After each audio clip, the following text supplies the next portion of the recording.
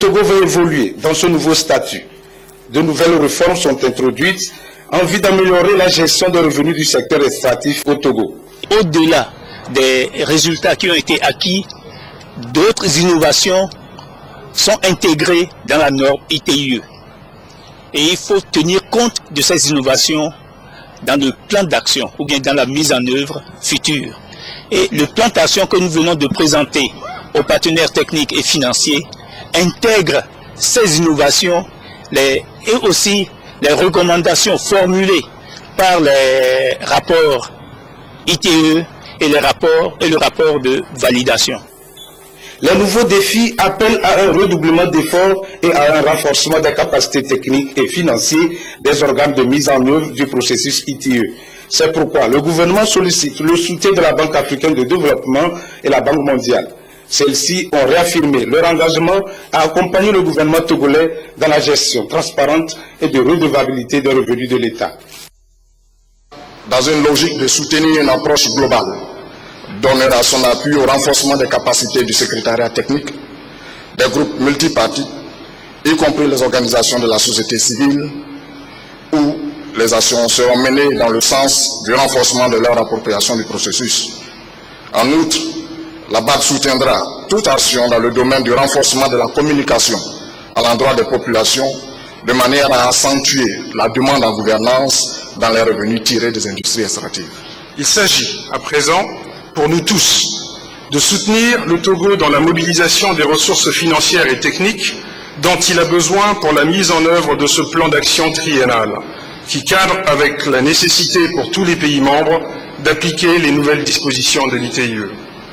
À cet effet, la Banque mondiale est heureuse d'annoncer qu'un financement d'environ 300 000 $ américains a déjà été identifié.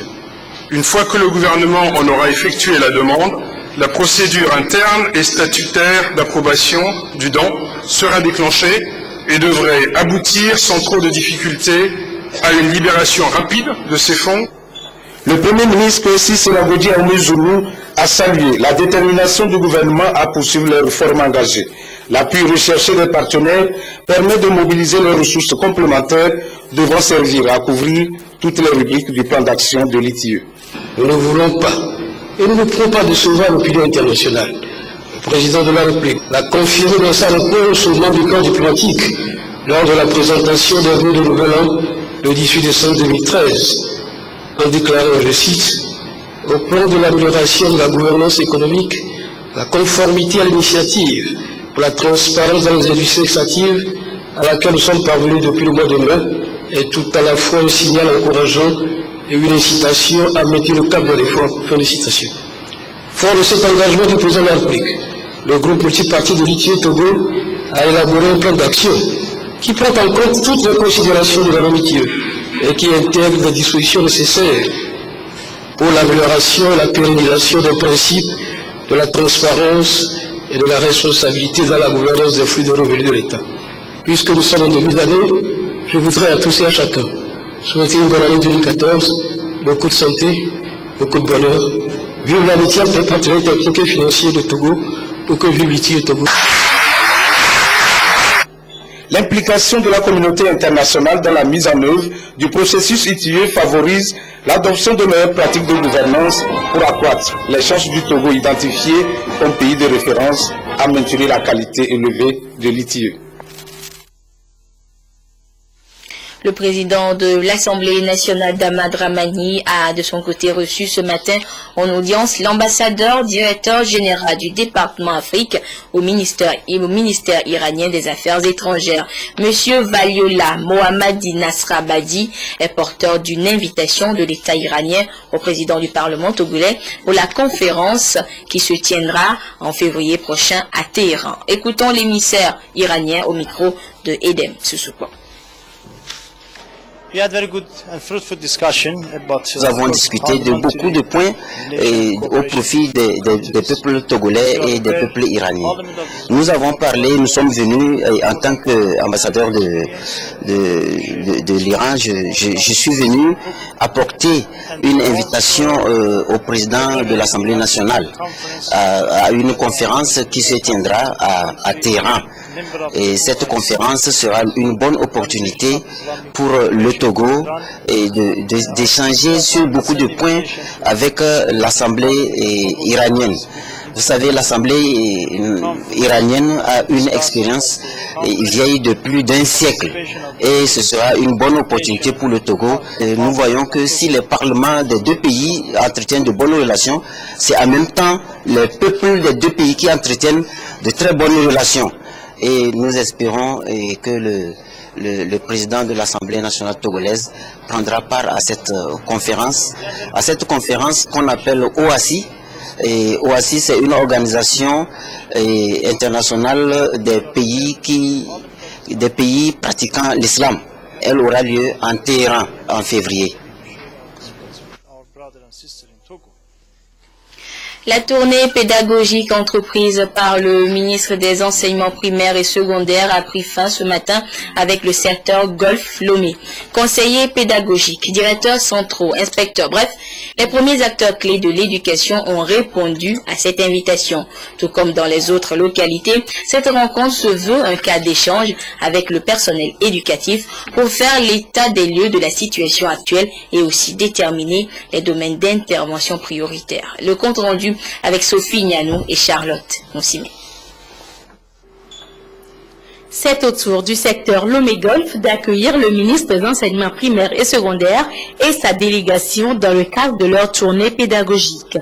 La crème de l'éducation, inspecteurs, directeurs centraux, conseillers pédagogiques y étaient conviés. Cette rencontre se veut un cadre d'analyse de l'ensemble du système éducatif togolais. Il s'agit surtout de faire le diagnostic des différents maux qui minent ce secteur afin d'y trouver des solutions idoines, ceci dans un cadre participatif. Nous sommes convenus avec les centrales syndicales de réserver le premier trimestre 2014 pour analyser toutes nos doléances et les inscrire dans un statut particulier du corps enseignant, puisqu'il nous en faut un. Nous nous sommes engagés aussi, du point de vue de l'administration, à accélérer toutes les procédures pour faire aboutir tous les droits de chacun d'entre vous, tous les droits des uns et des autres, droits qui traînent encore dans nos tiroirs, dans nos armoires ou sur nos tables, pour l'acquisition des indemnités de fonctionnement, avancement, de titularisation, de nomination, ainsi de suite. L'engagement et la détermination démontrés au cours des années précédentes par chacun d'entre vous me donnent l'assurance que durant cette année 2014, nous releverons ensemble les défis qui se dressent devant nous. Après avoir rassuré ses collaborateurs, Florent Manganaoui a tenu à rappeler les différentes actions déjà opérées sur le terrain pour promouvoir l'éducation togolaise et donner la chance à chaque apprenant de bénéficier d'une formation de qualité. Entre autres réalisations, la construction de 405 nouvelles salles de classe équipées de mobilier, le recrutement de nouveaux enseignants volontaires et professeurs stagiaires. Avant cette rencontre de Lomé-Golfe, qui met fin à un périple qu'elle a entamé depuis quelques jours, la délégation ministérielle a effectué le même exercice à Thiviers, dans le Zior. Éducation toujours, une question à présent. Quelle est la qualité des enseignements techniques supérieurs et de la formation professionnelle au Togo?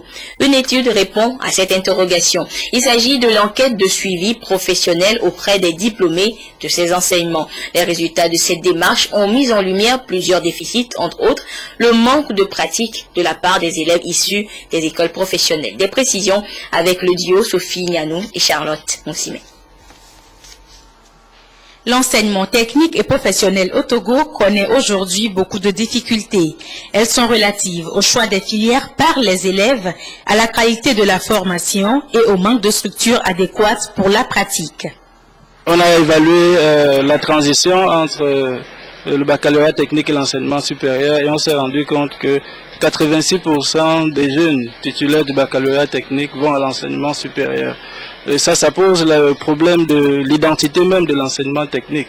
S'il faut qu'un jeune de l'enseignement technique aille aussi à l'enseignement supérieur comme un jeune qui a fait l'enseignement général, au lieu de se diriger vers le marché de l'emploi pour créer des richesses.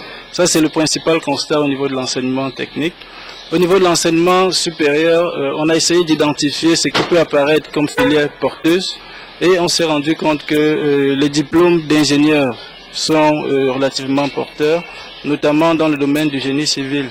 On a constaté que les meilleurs revenus s'obtiennent à l'enseignement supérieur. Et donc il y a un mouvement très fort qui pousse les jeunes à s'inscrire à l'université parce qu'ils espèrent obtenir des revenus très importants. L'enseignement technique soit plus professionnalisé et plus tourné vers des filières qui ne sont pas saturées. C'est donc pour pallier ces problèmes qu'une enquête de suivi professionnel auprès des diplômés de l'enseignement supérieur, de l'enseignement technique et de la formation professionnelle du Togo a été réalisée. Elle servira d'outil d'analyse pour évaluer les performances du système éducatif togolais et juger de l'efficacité de ce qui est produit. Cet outil nous permet de voir quelles sont les formations qui répondent au mieux au dispositif de l'emploi au Togo et quelles sont les formations qui ne répondent pas. Et l'outil nous permettra à terme de, si possible, reconvertir certaines formations, regarder un peu les profils de sortie des formés pour à terme avoir des diplômés qui répondent aux besoins du marché de l'emploi. Ces travaux sont financés par le projet PERI, projet éducation et renforcement institutionnel, qui met un accent particulier sur l'éducation de base. Et comme dans la construction, pour les édifices, le plus souvent on met beaucoup sur la fondation qui ne se remarque pas après. Et on remarque plutôt les étages avec leurs couleurs pour apprécier. Si nous suivons le même raisonnement, actuellement on finance l'éducation de base pour renforcer la fondation de ceux qui vont aller après dans le secondaire et le supérieur. Mais ça ne s'arrête pas là. Quand les gens auront leur formation, il faut qu'ils trouvent de l'emploi.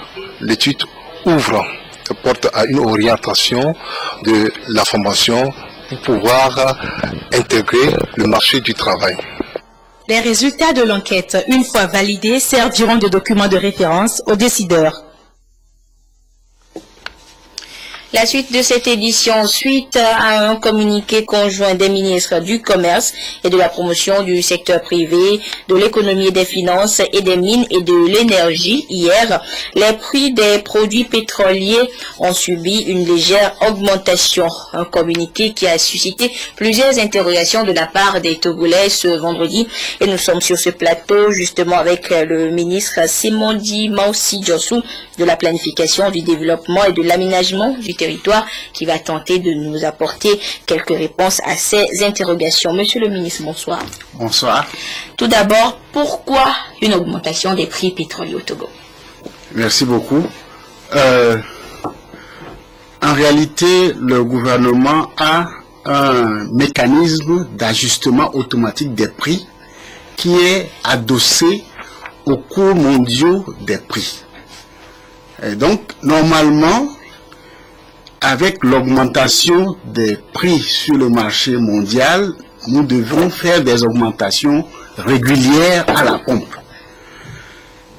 Donc, vous pouvez constater que la dernière augmentation que nous avons faite remonte à juillet 2011. C'est parce que le gouvernement a jugé que l'impact de l'augmentation des prix sur la population était un peu négatif parce que les populations vulnérables ont des conditions difficiles de vie. Alors, il a décidé de geler l'application de ce mécanisme automatique d'ajustement des prix à la pompe. Alors, mais ce qui s'est passé, c'est que les prix, nous n'avons pas la maîtrise des prix internationaux et des coûts de revient. Donc, ce qui veut dire que si nous gelons le mécanisme d'ajustement automatique des prix à la pompe, nous sommes obligés de subventionner les prix des produits pétroliers.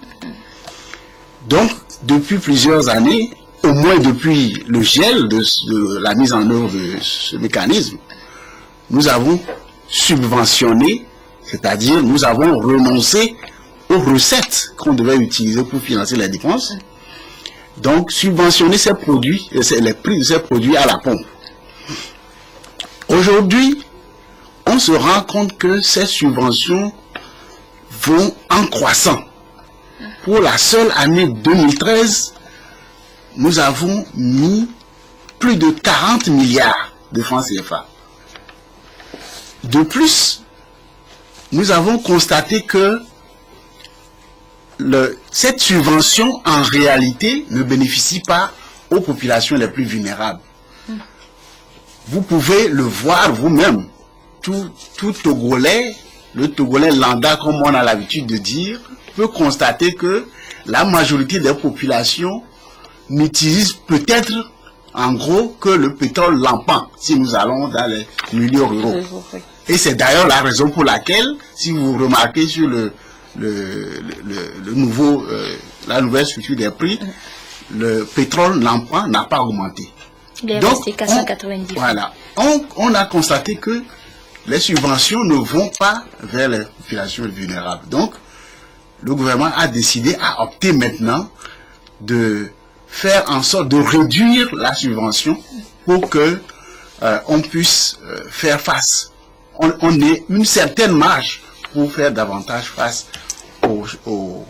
à la demande sociale de plus en plus croissante. Et maintenant, on se demande pourquoi c'est maintenant, pourquoi en début d'année comme ça, une augmentation de prix.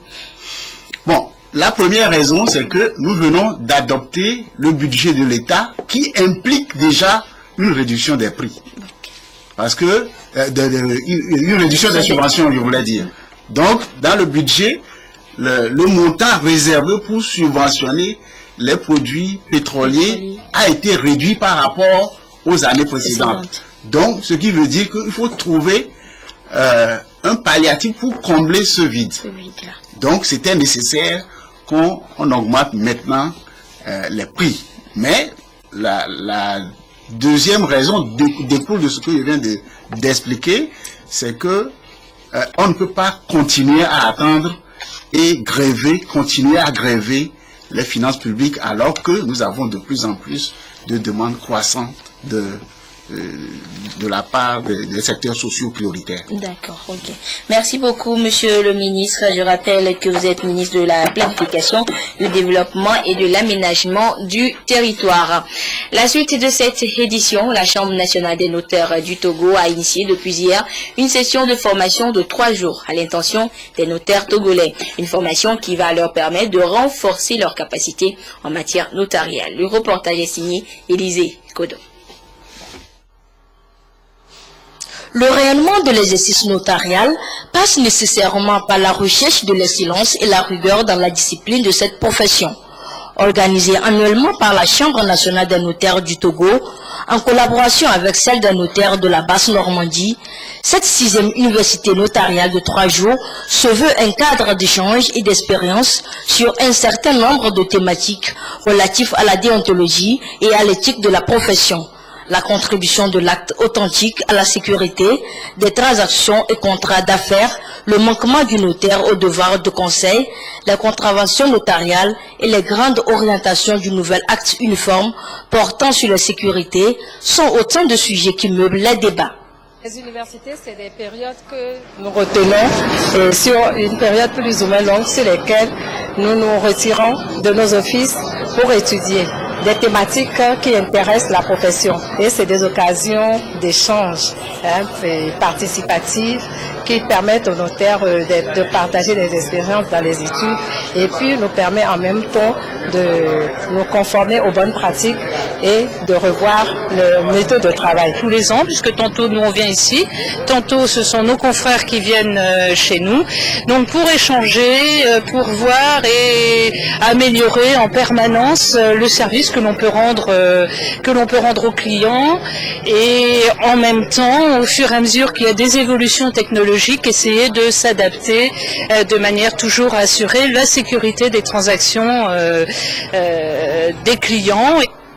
Pour Aouroumi Cité, représentant du ministre de la Justice, l'exercice de mise à jour des connaissances d'un notaire démontre leur désir de faire de ce métier un maillon clé du système judiciaire au Togo. De par sa fonction, le notaire est un officier public nommé par l'État pour conférer l'authenticité aux actes juridiques et contrats qu'il reçoit. Il intervient dans les activités juridiques du non-contentieux. Autre actualité à retenir ce vendredi, après 3 mois de mission de maintien de la paix en terre ivoirienne, 53 éléments des forces armées togolaises sont de retour à Lomé. Ils ont été reçus ce vendredi au centre d'entraînement aux opérations de maintien de la paix par une délégation d'officiers supérieurs conduite par le colonel Lemou Tchalo, représentant le chef d'état-major des forces armées togolaises, Silver Abdou. Ils sont 53 éléments togolais du sous-groupement de sécurité chargés de la protection des autorités ivoiriennes et onusiennes à regagner Lomé après 3 mois de mission en Côte d'Ivoire. Au centre d'entraînement aux opérations de maintien de la paix ce vendredi, une délégation d'officiers supérieurs est allée leur témoigner la reconnaissance de toute la hiérarchie militaire togolaise pour leur bonne conduite. Au nom du commandement, vous souhaitez la bienvenue, vous souhaitez bon retour au Bercail. Nous sommes heureux de constater que vous êtes arrivés en bonne santé. Vous étiez parti 53, vous êtes revenu 53. Nous rendons grâce à Dieu pour vous avoir accompagné pendant ces 3 mois et quelques jours que vous avez fait à Abidjan. Selon ces éléments togolais, la mission de sécurisation et de protection leur a permis de toucher du doigt certaines réalités et de renforcer leurs compétences militaires. C'est la satisfaction et la joie pour ce retour au Bercail. Nous sommes revenus sains et saufs. Avec mes hommes, sur le terrain, nous avons été appréciés par les autorités onusiennes. Ils nous ont délivré des certificats pour témoigner leur satisfaction. Je me réjouis pour cela. Ces éléments retournent donc à leurs activités ordinaires au sein des FAT. Mais sur place à Abidjan, le gros du contingent demeure. Et plusieurs troupes africaines et étrangères se mobilisent pour le maintien de la paix dans un autre pays en crise, la Centrafrique. Un contingent rwandais vient de fouler le sol centrafricain pour renforcer la MISCA. Et sur place, l'élection d'un nouveau président est au cœur des débats du Conseil national de transition qui vient d'établir les conditions d'éligibilité du futur président de transition. L'Assemblée nationale a repris vie. Dans la grande salle, les membres du Conseil national de transition, qui fait office de Parlement, est réunis pour tenter de désigner le futur président de la transition. Les critères retenus écartent les anciens ministres, les leaders des partis politiques, les militaires, les membres du CNT, les anciens rebelles. Le dernier délai pour être candidat est fixé à samedi midi et la tâche sera lourde. La personne qui sera retenue, qui sera élue, va faire l'union, va faire l'unité, va être vraiment quelqu'un qui va être le catalyseur, qui va donner les autres, qui sera un entraîneur afin de permettre au peuple centrafricain de se réconcilier. Nous voudrions un homme capable, même s'il est lépreux, même s'il est illettré, un homme capable d'abord de réconcilier les Centrafricains, de ramener la paix, d'assurer la sécurité. Mais avant même de connaître le nom de l'heureux élu, certains groupes anti-Balaka refusent la légitimité du CNT, une assemblée formée sous la tutelle des ex-rebelles Séléka et qui avait élu le président aujourd'hui démissionné Michel Djotodia. On veut absolument que le CNT soit reconstitué, qu'on trouve un nouveau CNT et que nos entités soient représentées. Et à ce niveau, on peut participer dans le processus de ce vote. Ces milices chrétiennes qui harcèlent les ex-Séléka manient la menace comme la machette. S'il n'y a pas de solution, c'est à ce niveau. Nous avons nos machettes, nous n'avons pas encore mis ça par terre. Et nous allons descendre la rue. Dans cette ambiance, les résidents tchadiens par famille entière accusés d'avoir soutenu et profité de la rébellion, continuent de fuir la capitale. Des camions surchargés prennent la direction du nord. Tout le long de la route, des jeunes Bangui soient les insultes et les menaces. Cette panne aurait pu être fatale aux occupants sans la présence des militaires africains de la MISCA, obligés d'ouvrir le feu. Et c'est officiel depuis ce vendredi, R. Rajoelinarimampianina est le nouveau président de Madagascar. La Cour électorale l'a déclaré vainqueur du second tour de la présidentielle qu'il a remporté avec 53,49% des voix devant son adversaire Robinson Jean-Louis qui lui conteste les résultats. Nous déclarons que est élu président de la République de Madagascar le candidat. Petit suspense de façade du chef de la cour électorale qui lâche enfin le nom attendu. Le candidat Rajoelinarimampianina. Avec 53% des voix, R. Rajoelinarimampianina s'impose donc au second tour. Cet ancien ministre des Finances de 55 ans, soutenu par l'homme fort de la transition, est officiellement proclamé président. Premier chef d'État élu à Madagascar depuis le putsch de 2009. Écoutez, je suis content et vraiment heureux pour le peuple malgache. Je le redis encore, c'est sa victoire et la victoire de la démocratie. Donc nous allons travailler et œuvrer pour le développement de ce pays. Mais les diplomates étrangers s'inquiètent du climat dans l'île. L'ambassadeur de l'Union européenne appelle tous les acteurs politiques au calme et à accepter le résultat des urnes. Accepter, hors de question pour les partisans du candidat vaincu Robinson Jean-Louis. D'autant que cette défaite les prive de voir revenir d'exil leur vrai mentor, l'ancien président Ravalomanana, surnommé Papa. On ne va pas arrêter la lutte jusqu'à ce que Papa revienne. Papa a dit que nous devons soutenir Robinson Jean-Louis. On va le soutenir jusqu'à la fin. Nous devons lutter pour que la vérité gagne. Il n'y a pas de pouvoir légal à Madagascar parce qu'ils ont triché. Nous n'allons pas nous laisser faire. Quelle stratégie va maintenant privilégier le camp de Robinson? Malgré la proclamation officielle des résultats, le candidat battu ne lâche rien. Jean-Louis Robinson continue à dénoncer un bourrage des urnes. En page nationale, la compagnie énergie électrique du Togo CET se rapproche de plus en plus de sa clientèle. Une nouvelle agence vient d'être créée au quartier Ahadipota dit Zorobar, ce qui permettra aux populations de la localité et de ses environs d'éviter de longues distances pour l'accès aux services de la CET. Cet espace commercial a été officiellement ouvert ce matin. Le compte rendu avec Komo Poyode. L'ouverture de cet espace commercial vient encore une fois confirmer le souci de la compagnie énergie électrique du Togo de se rapprocher davantage de sa clientèle. C'est dire que la politique de proximité entreprise depuis 1990 se poursuit. L'initiative vise à lutter contre les longues distances que parcourent les clients pour l'accès aux différents services de la CET. Les tout premiers clients d'Ahadipota et de ses environs se félicitent. Je suis très fier et c'est l'occasion de rendre hommage aux autorités qui ont une nouvelle politique de rapprochement et surtout le directeur général de la CET, M. Djeteli, qui a su compris et aujourd'hui je pense que la joie se livre sur le visage de tout un chacun, donc on doit dire Dieu merci. La satisfaction du client étant au cœur des préoccupations de la société, un personnel compétent est donc mobilisé pour des prestations de qualité au service des consommateurs. Avant l'ouverture, les habitants de Zoroba étaient obligés d'aller à Lomé-Port, au niveau donc de l'hôtel Sarakawa. Imaginez la distance. Donc il y a une grande population qui est ici avec des grands parcs. Je crois que c'est pour faciliter le paiement des factures et les services à la clientèle que nous avons donc initié l'ouverture de l'espace commercial Zoroba.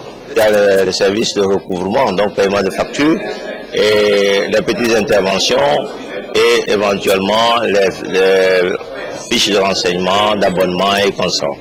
En fait, tous les services que nous pouvons rendre à la clientèle. Toujours dans cet esprit d'amélioration du service offert à la clientèle, la CET a également créé une agence à Avepozo. Elle sera opérationnelle au cours du premier trimestre 2014.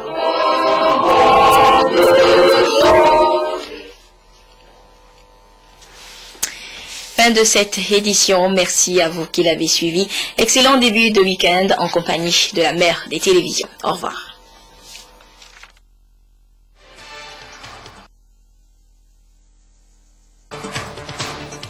Les organisations impliquées dans le processus de l'initiative pour la transparence dans les industries extractives, ITIE, se sont retrouvées une fois encore ce vendredi.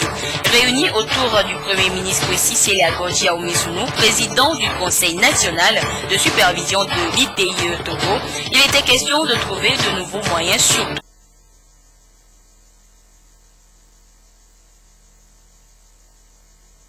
financiers pour maintenir le cap du statut de pays conforme à la norme ITIE. Les enseignements supérieurs techniques et la formation professionnelle du Togo sont passés au crible.